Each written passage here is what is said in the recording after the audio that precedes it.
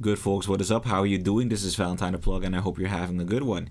In this video, I'm gonna try and do a short and sweet breakdown of how I make my R&B samples, and I'm really trying to inspire y'all to explore more, but I'm also giving y'all my guidelines for like a general structure of what an R&B sample is supposed to contain. I'm gonna do my best to show y'all what I'm doing, how I'm doing it, and why I did it, just to give you a bit more understanding, alright? So today we're trying to make this sample.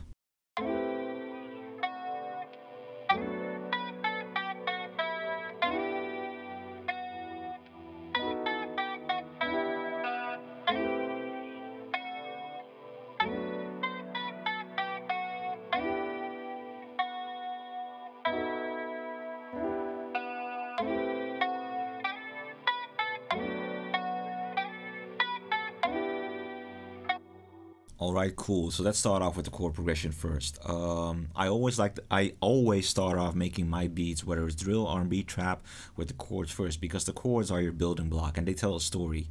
And it sounds kind of vague, but if you're looking to make a sad beat, an angry beat, whatever type beat you're trying to make in terms of emotions, your chords are your foundation. They are meant to tell the story of that sadness, that emotion you're trying to convey. So that's why I try to get my chords right first, you know.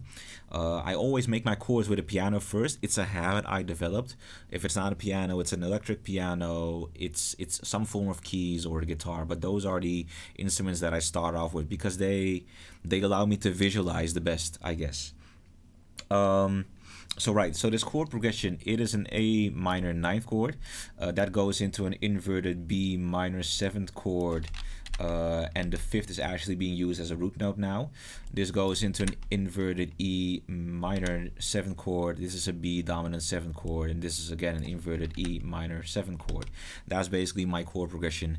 And one tip that I want to give you, please pay attention to your voicings.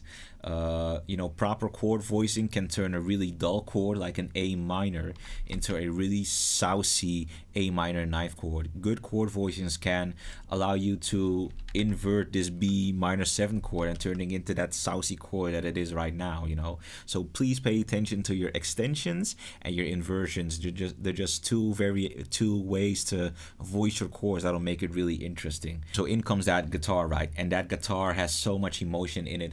I try to play something to my best of my ability because I'm not too skilled a guitar player yet, but I think I really knocked it out of the park with this one. The only thing that comes close to matching the emotion of this guitar melody is perhaps an entire season of Grey's Anatomy. That's how good it is. So I recorded it with a budget guitar. I ran it through Guitar Rig 6. I used a VC76, which is modeled after the 1176, and a Plex cabinet and Plex amp. And after recording it, I ran it through Chord, Raum, my reverb, Neutron's EQ, some distortion and saturation, and a compressor. So that's what it got to sound like.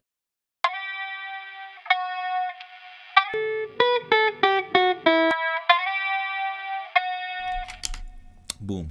So let's zoom in onto the EQ a little bit. I made a very conscious decision to shave off almost half of the frequency spectrum because I wanted to go for that telephone effect. I really like it in my sample guitar, in my R&B guitars, but also that gives me the contrast between the bright piano up front and that guitar that's just practically hollow. I really love that contrast, so that's why I decided to go for it. So in the previous video, like literally the one that came out before this, I explained to y'all how and why I use pads. So what we got here, we got the guitar and the piano doing mad work up in front, right? And they already created the vibe. They already, you know, they already did mad work. But we need something to make sure that that vibe is also maintained in the back for the sake of ambience and atmosphere. So that's where that pad comes in. So I went into Analog Lab and I took out this pad. And honestly, when I use pads, when I play pads, they don't deviate. It's basically copy paste the chord pattern that I already got. I paste it and it's good to go. The only thing I really need to do is processing. So here's my processing again. Neutron's EQ, big cuts, choral phases, and shaper box using just the pan shaper and the volume shaper this time. And that's why the sample now sounds like this.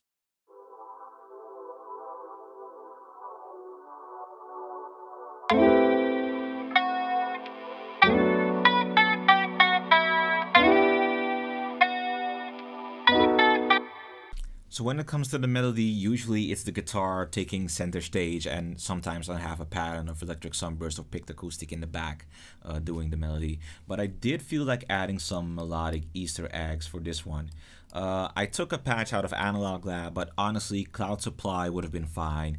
I could have designed my own patch in Vital, would have been fine. Electro X would have been fine. Nexus Free would have been fine. It doesn't really matter, but I needed something dreamy and ethereal. So what I did is I played a melody that is usually, hold on, let me just copy paste this to the chord pattern. One ancient old trick that you can use for decent melodies is to just loosely follow the notes in your chords. But I really didn't actually. I played a pattern that is largely unique, but it's in key, so it doesn't really matter. So that's what I did, and this is what it sounds like.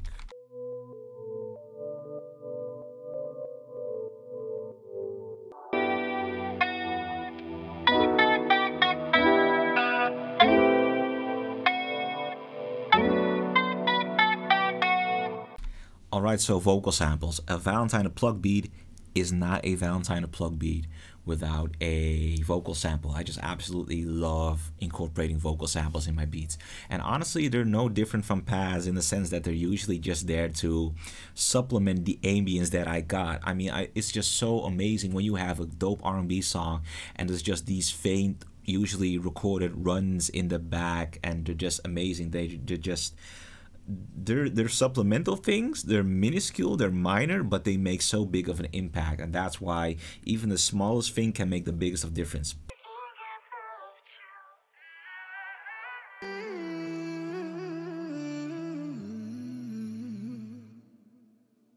I've been thinking about you. And as you can already hear, I did unleash a lot of processing onto it. EQ them basically the same way I EQ my pads, so shave off practically everything from the low end to the low mid end to the mid frequencies. I added a vocal doubler. I'm using a vocal doubler that allows for 4 voices, and I pitch them down, so you get a little bit of a formant shifting effect, which you can also use a little micro shift for. Phases, of course, and then the ancient old shaper box, pan it wide a little. And that gives me a completed R&B sample that is more signature to me, actually. This isn't anyone's particular style, at least I hope it isn't. This is my style, and I'm very proud of it, actually. So this is the entire sample again.